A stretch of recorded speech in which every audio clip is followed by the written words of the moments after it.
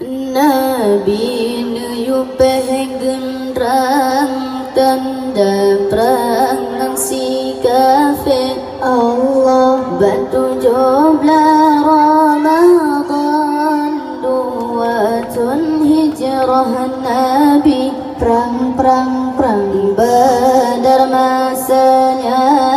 geyu perang Yahudi Allah kafir kaji menghimpun kaji gelongji kepong Nabi Allah kafir kaji menghimpun kaji gelongji kepong Nabi Allah Nabi nuyu pengendrang tanda perangan si kafir Allah batu jumlah Ramadan duatun hijrah Nabi perang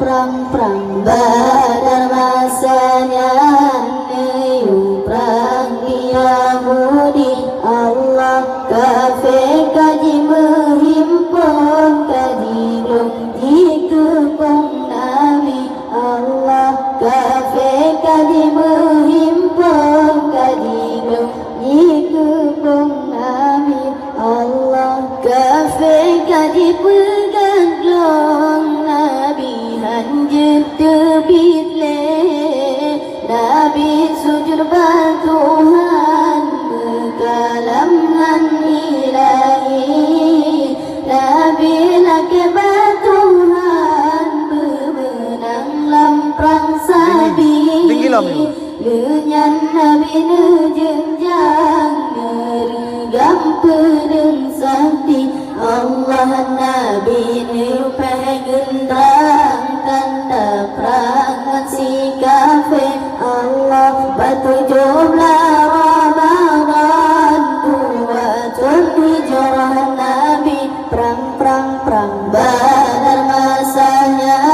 niu perang Yahudi Allah kafir kaji menghimpun kaji gelongji kepong Nabi Allah kafir kaji menghimpun kaji gelongji kepong Nabi Allah Nabi maju dalam perang ngejangka kursi kafir Hamzah kanan lakuan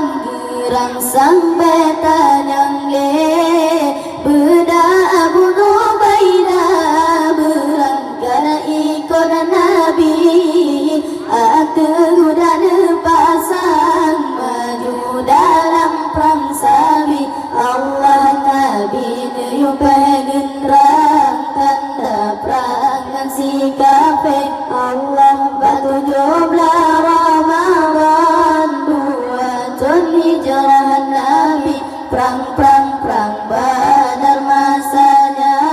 niu perang Yahudi Allah kafir kaji menghimpun kaji gelongji kepong Nabi Allah kafir kaji menghimpun kaji gelongji kepong Nabi Allah Ali bin Abi Talib diangkat ke pahlawan tegahan bandengan gerakan ke pelari